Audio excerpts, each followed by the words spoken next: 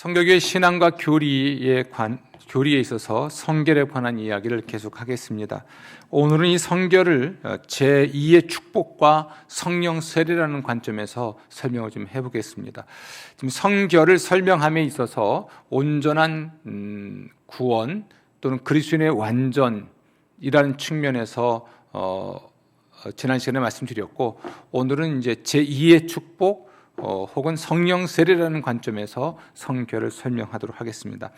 이 성령 세례라고 하는 표현이 담겨 있듯이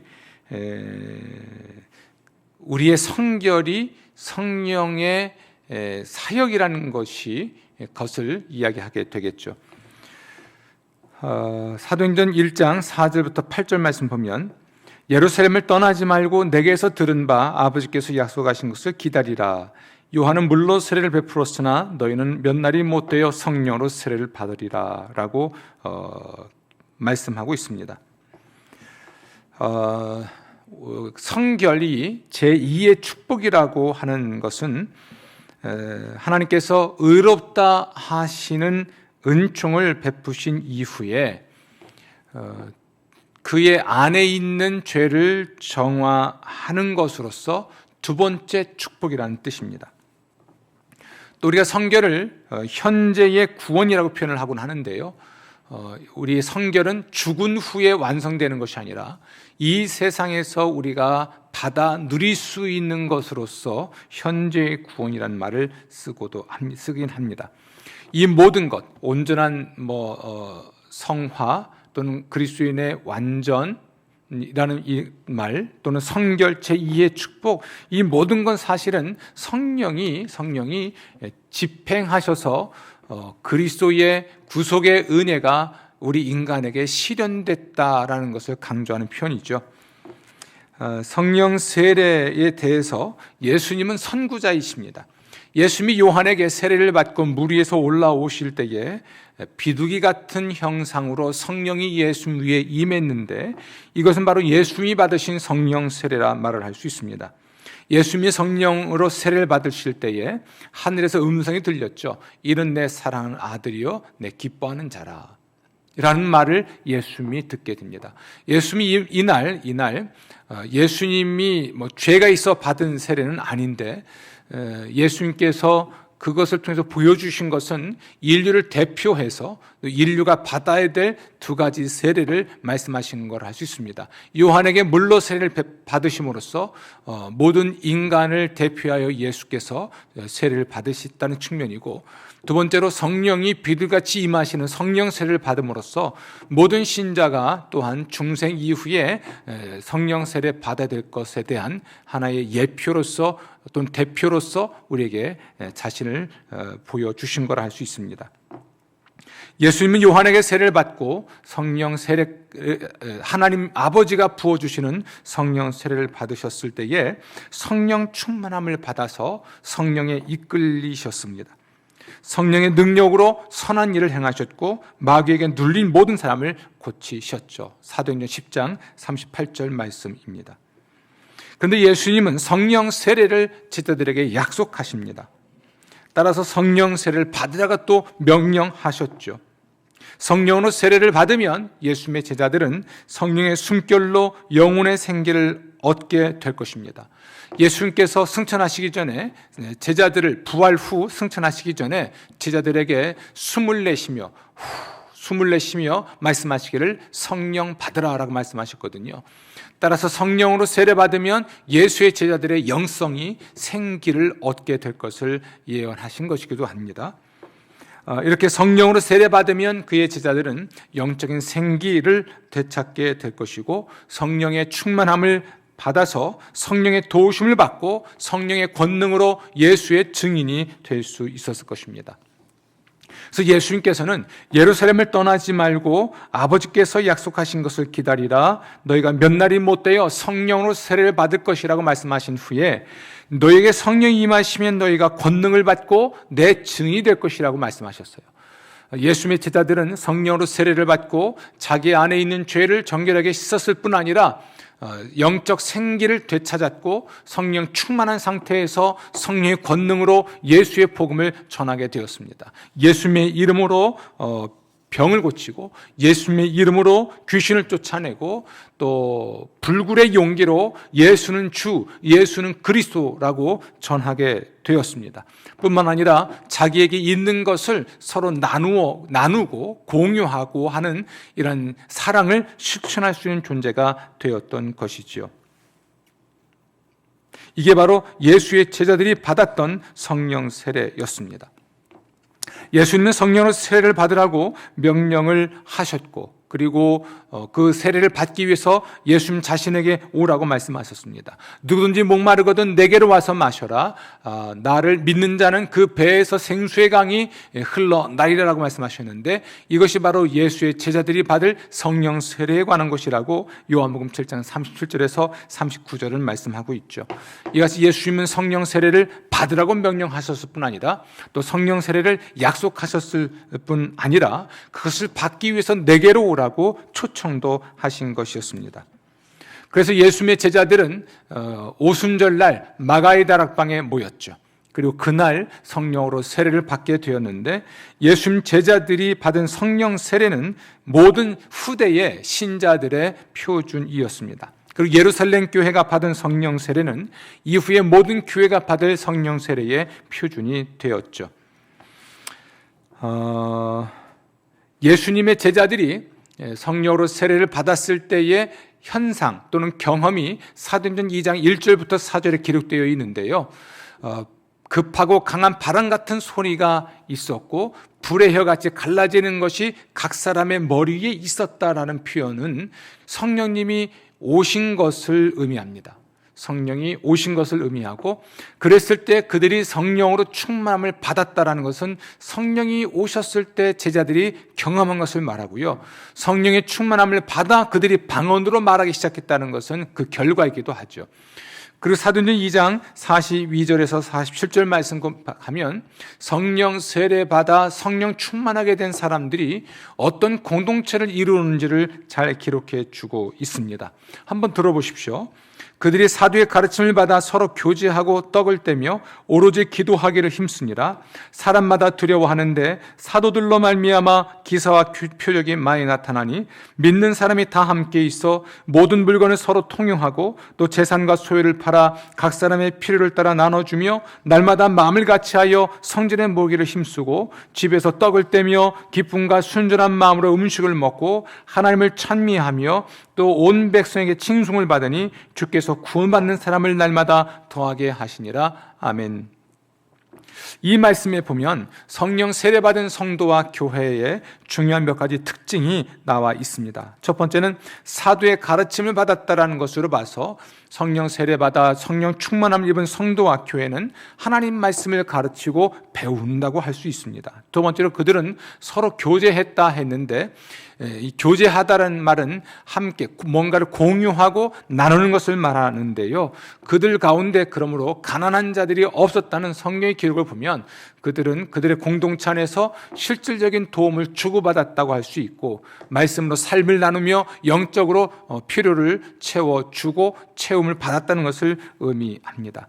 또 떡을 뗐다고 하는 이 말은 성찬을 나눴다는 것인데요. 그들은 예배하는 공동체였죠. 성령 세례 받은 사람들은 성령으로 충만해져서 하나님 말씀을 배우고 가르칠 뿐 아니라 그들은 자신의 것을 소유하고 공유하고 나누는 삶에 헌신했고요. 또한 예배에 헌신했다 할 수 있습니다. 또 특히 그들은 예배에 있어서 기도가 특징인 기도 집회를 했다고 할 수 있고요. 구원 받는 자들의 수가 날마다 더해졌다는 것으로 봐서 그들은 복음을 전하는 공동체였던 것이죠. 또 사도들로 말미암아 기사와 표적이 나타났다는 것으로 봐서 그들은 예수님의 이름으로 병 고치고 귀신을 쫓아내는 일도 했다고 볼 수가 있습니다. 성령 세례 받고 성령 충만하게 된 성도와 교회는 하나님 말씀의 사람이 되고 또 성도의 교제에 힘쓰고 헌신하고 기도 집회와 예배 집회에 참여하여 헌신하게 되고요. 예수님의 이름으로 복음을 전할 뿐 아니라 예수님의 이름으로 병 고치고 귀신을 쫓아내는 초자연적인 능력을 행하는 사람들이기도 했던 것입니다. 이렇게 예수의 복음이 전파되는 곳에는 예수님의 이름으로 세례받는 일과 더불어서 성령으로 세례받는 사건들이 수반됐습니다. 우리가 알고 있듯이 예루살렘 교회에 모였던 120여 명의 사람들이 마가의 다락방에서 성령 세례 받았고요. 그리고 복음이 사마리아까지 전파됐을 때 사마리아 교회도 성령 세례를 받았고요. 예수의 복음이 유대인이 아닌 사람들에게 전파됐을 때, 예를 들면 백부장 고넬료와 같은 사람들 혹은 에베소라고 하는 지역에 복음이 전파됐을 때 그들에게도 성령 세례받는 사건이 동시에 일어나기도 했습니다. 비록 물로 세례를 받는 회개와 믿음을 통한 중생의 은혜와 함께 은혜와 또 성령으로 세례받는 이 일이 어떤 사람에게는 동시에, 그러니까 예수를 주와 그리스도를 믿는 그 순간에 성령으로 세례받는 일도 있겠고, 또 어떤 사람은 중생의 은혜를 받은 후에 한동안의 시간이 흘러서 나중에 받을 수도 있겠고요. 논리적으로 본다면 중생이 먼저고 성령 세례가 나중입니다. 그래서 중생은 첫 번째 은혜고 성결은 두 번째 은혜를 할 수 있는 것이죠. 실질적인 죄를 용서받고 하나님의 자녀됨의 권세를 받게 되는 것은 첫 번째 은총이고, 자기 안에 있는 죄를 정결하게 씻어서 온전하게 되는 것, 온전한 그리스도인이 되는 것, 이것은 두 번째 은혜를 할 수 있습니다. 이 모든 건 사실은 성령께서 하시는 일이에요. 하나님이 계획하셨고 또 예수께서 완성하신 일을 성령께서는 신자 개개인의 심령 속에서 이걸 이루어 가시는데, 이 성령의 하시는 일을 성결과 연관지어 볼 때 성령 세례라 말을 할 수 있습니다. 성령 충만은 성령 세례 받은 결과로서 성령께 인격이 완전히 사로잡혀서 살아가는 것을 의미한다 할 수 있습니다. 우리 한 가지 주목할 것은 이 성령으로 세례를 받아 우리 안에 있는 죄악들을 정결하게 씻어냈을 때 또 성령께서 무엇을 하시는지를 주목할 필요가 있습니다. 한번 잘 생각해 보십시오. 우리 안에 있는 죄를 성령께서 정결하게 씻어내셨어요. 그러면 우린 더 이상 내 안에 있는 부패성을 쫓아가지 않게 되죠. 우리는 뭘 쫓아가게 되냐면 우리 안에 계시는 성령님을 쫓아 살게 됩니다. 성령을 쫓아 살게 되면 우리는 성령의 열매가 나타나는데 그것이 바로 사랑이에요. 여러분, 사실은 로마서 5장 5절 말씀이 이렇게 우리에게 말을 하는데요. 하나님이 우리에게 주신 성령으로 말미암아 하나님의 사랑이 우리 마음에 부은 바 되매니. 아멘. 하나님의 사랑이 우리 마음에 부어졌다. 이것이 우리가 받은 거룩한 사랑으로서 하나님의 사랑입니다. 하나님의 사랑의 특징은 무엇이냐면 자기 자신과 자기에게 가장 소중한 것을 선물로 주는 것입니다. 요한복음 3장 16절 말씀은 우리를 사랑하셨기 때문에 자기의 유일한 아들을 제물로 바치신 하나님 이야기가 나옵니다. 로마서 5장 8절 말씀은 우리가 아직 죄인 되었을 때에 그리스도께서 우리를 위하여 죽으심으로 하나님께서 우리에 대한 자기의 사랑을 확증했다고 말을 합니다. 하나님의 사랑은 자기에게 가장 소중한 것을 주는 것이고 자기 자신을 선물로 주는 것입니다. 이렇게 성령께서 우리 신자 안에 사랑을 부어주시는데 이 사랑은 하나님의 사랑을 부어주신다는 이야기예요. 성령으로 세례받은 사람들은 성령님이 그 안에 계시면서 그 안에 있는 부패성을 정결하게 씻으실 뿐 아니라 그의 인격을 완전히 사로잡기 때문에 바로 이 하나님의 사랑을 우리 심령에 부어주시는 것이죠. 성령 세례받은 신자는 이 사랑을 가지고 하나님을 사랑합니다. 다시 말하면 하나님께 자기의 가장 소중한 것과 자기 자신을 선물로 내어드리고 이웃에게 자기 자신과 자기의 소중한 것을 선물로 주는 삶을 살아가게 되지요. 이것이 바로 성령 충만한 사람의 삶이고 또한 사랑으로 충만한 신자의 모습이라 할 수가 있습니다. 매우 흥미로운 이야기죠. 성령 세례받은 후에 어떤 모습을 갖게 되는지, 성령 세례받은 신자가 또는 어떠한 사람인지를 우리가 증명해 볼 수 있는 것은 성령의 열매를 보아 알 수 있을 것이고 또 그의 심령 속에 심령에게 성령이 하시는 내적 확신을 통해서도 알 수 있다 할 수 있습니다. 결론적으로 말씀드리면 성결의 꽃은 사랑의 충만입니다. 거룩한 사랑, 곧 하나님의 사랑을 성령이 우리 마음에 부어주실 때 우리는 이 사랑으로 하나님을 사랑하고 이웃을 사랑하는 최고의 계명을 지키며 살아가게 되죠. 그러므로 성령이 충만한 성도와 성령이 충만한 교회는 이 사랑으로 충만함이 보이게 될 것이고, 그 공동체는 그러므로 예수님의 참모습을 나타낸다 할 수 있을 것입니다. 우리가 지금까지 말씀드린 성결에 관한 이야기를 마무리하면서 우리가 조금 참고해야 될 두 가지를 말씀드리려고자 합니다. 우선 성결을 제가 어떻게 설명했냐면, 여러분에게 성결의 삶을 설명하면서 첫 번째 제가 뭘 말씀드렸죠? 온전한 구원을 말씀드렸고, 두 번째는 그리스도인의 완전을 말씀드렸고, 세 번째는 성령 세례를 말씀드렸고, 중간중간 제2의 축복을 말씀을 드렸습니다. 이 모든 것은 성결을 다른 각도로 설명을 한 것입니다. 성령 세례는, 성결은 성령이 하시는 일을 강조하는 것이고, 그리스도인의 완전은 그리스도인들의 도덕적 형상이 회복되는 것으로서 사랑의 충만임을 말씀드린 것이고, 또 온전한 구원은 우리가 모든 죄에서 구원받는 은혜를 말씀을 드린 것이라 할 수 있겠죠. 죄와 관련지어서, 인간의 본성과 관련지어서, 또 성령과 관련지어서 우리의 성결을 설명한 것입니다. 여기서 우리가 한 가지 좀 주목해야 될, 참고해야 될 두 가지가 있는데, 그 중에 하나가 연약성의 문제입니다.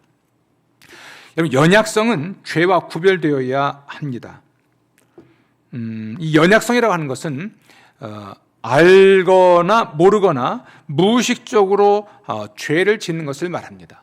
인지를 하든 인지를 하지 못하든 아무튼 무의식적으로 죄를 짓을 수밖에 없는 것을 말합니다. 이것은 인간의 무지와 약함 때문에 생기는 겁니다. 인간은 물질적 존재로서 충분히 모든 걸 알 수 있는 능력은 없고요. 무지하고요. 또 어떤 유혹도 다 이겨낼 수 있을 만큼 충분히 우리가 완전하지가 않습니다. 그래서 인간은 연약한 존재라 할 수가 있죠. 이 연약성은 우리에게 어떤 부끄러움과 후회를 가져다 줍니다. 원하지 않는데 자기도 모르게 실수할 수 있잖아요. 실수를 하고 나면 창피하잖아요. 부끄럽고 또 후회를 가져오지만, 그렇다고 그것이 죄가 되고 또 그것 때문에 하나님이 심판하시지는 않습니다. 그러나 어느 경우든 연약성 때문에 죄를 지었던, 실수했던, 아니면 정말 죄를 지었든지 간에 어느 경우든 깨닫게 된 후에는 반드시 예수 그리스도의 속죄의 은혜가 필요하다 할 수가 있습니다. 이런 거죠. 나도 모르게 죄를 지었어요. 그때는 죄인 줄도 모르고 지났는데 시간 지나 보니까 그것이 죄였다는 것을 알게 됐습니다. 잘못한 거네.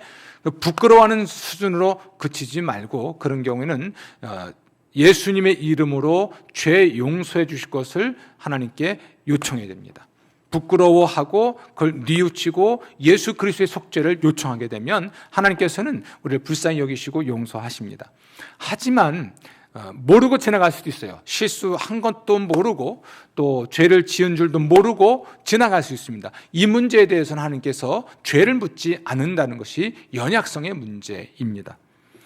다시 말씀드리지만, 그때는 모르고 지나갔지만 시간 지나 세월 지나 성령께서 진리를 통해서 나의 실수를 드러내셔서 내가 그것이 잘못인 줄 알게 됐을 때는 철저한 회개와 또는 배상과 보상을 통해서 자신의 뉘우침을 보여줘야 할 것이고, 예수님께 사죄를 요청하는 기도를 통해 용서를 받아야 할 것입니다. 또 하나는 성숙성에 대한 얘기를 해야 될 것 같습니다. 여러분, 성결은 순간적으로 받는 성령의 은총이에요. 성결은 순간적으로 받습니다. 그러나 성숙이라는 것은 성장의 결과입니다. 성결은 순간적으로 죄의 오염을 씻어내는 것이고, 성숙은 성장의 결과이죠. 우리 그리스도인들은 은혜 안에서 성장해 가야 합니다. 성결한 신자도 은혜 안에서 성장해야 해요. 하나님은 우리가 은혜 안에서 성장할 수 있도록 은총의 수단을 좀 주셨습니다. 그러니까 우리가 하나님의 은총을 받을 수 있는 도구를 알 수 있겠는데, 그건 성경도 은총의 수단이고요, 기도도 은총의 수단이고요, 이런 우리가 지역교회도 어쩌면 은총의 수단이라 할 수 있겠고요, 세례나 성찬도 은총의 수단이 될 수가 있겠습니다. 또 심지어 경건한 서적, 도서도 은총의 수단이 될 수는 있는 것이죠. 끊임없이 우리는 성결의 은혜를 경험한 후에도 성장하고 성숙해질 필요가 있다는 말씀입니다. 만약 우리가 성장을 멈춘다면 어느 시점에선가 우리의 연약성 때문에 우리가 실수하게 되고 그것이 누적되면서 우리가 성령 충만함을 잃어버릴 수가 있겠죠. 그러면서 우리의 거룩성을 상실할 수 있는 위험에 노출됩니다. 사탄은요, 우리의 연약성을 정말 잘 알아요. 그래서 그 허점을 잘 노립니다. 우리가 실수하게 만들죠. 실수하게 만들든 고의로 죄를 짓게 만들든 어떻게든 사탄은 우리를 유혹하고 넘어지게 합니다. 성경은 계속해서 깨어 있으라라는 말을 강조하고 깨어 기도해라라는 말도 강조하죠. 모이기를 힘쓰라라고 하는 말도 강조하고 하나님 말씀의 사람이 될 것도 강조하고 기도해라 이것도 강조합니다. 이 모든 것들은 우리가 받은 은혜를 보존하고 우리의 영성을 보호하기 위해서 하나님 주신 은혜의 선물들, 은총의 선물들이니까 이걸 잘 사용해서 우리가 성장할 필요가 있는 것이지요.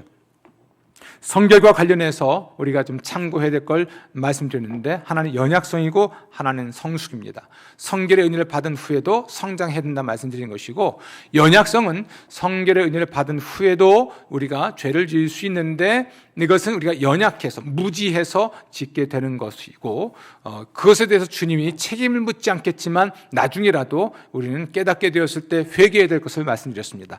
이 연약성이 언제 제거되는가? 예수님 다시 오실 때 제거됩니다. 우리 인간이 부활하거나 또 우리 인간이 몸이 변화되어서 그 연약성, 제한성이 완전히 제거되고 유혹자인 마귀가 잡혀서 영원히 꺼지지 않는 불못에 던져지고 우리를 끊임없이 유혹하는 거짓 선지자나 적그리스도나 가짜 그리스도와 같은 그런 거짓 교사들도 다 사로잡혀서 불못에 던져지게 되면 유혹이 없는 환경에서 우리가 살게 되겠죠. 새하늘과 새 땅에서 우리의 삶인데 유혹자가 없고 유혹이 없는 상태에서 더군다나 육체적 제한과 연약성이 없는 상태로 살아갈 때 우리가 온전히 구원을 받았다 할 수 있을 것입니다.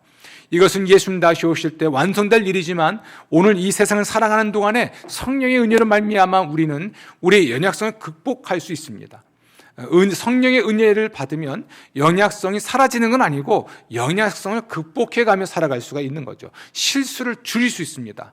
또 무지해서 짓는 죄를 줄여갈 수 있는 것이죠. 성결의 은혜를 받은 후에도 이것을 우리가 받아들인다면 은총의 수단을 활용하는 법을 알아야 할 것입니다. 말씀의 사람이 되시고 기도의 사람이 되시고 예배의 사람이 되십시오. 또 소그룹과 대그룹으로 모이는 공동체의 사람, 곧 교회의 사람이 되시고 경건을 함께 훈련해 나가는 하나님의 사람들이 되십시오. 이로 말미암아 여러분의 거룩함을 지켜낼 수가 있을 것입니다. 성결의 은혜가 여러분과 함께 하시기를 기원합니다. 기도하겠습니다. 주여, 저희를 온전히 거룩하게 하시고 순결하게 하시고 우리의 순결을 지켜낼 수 있도록 은혜를 더하여 주옵소서. 감사하고 예수님 이름으로 기도합니다. 아멘.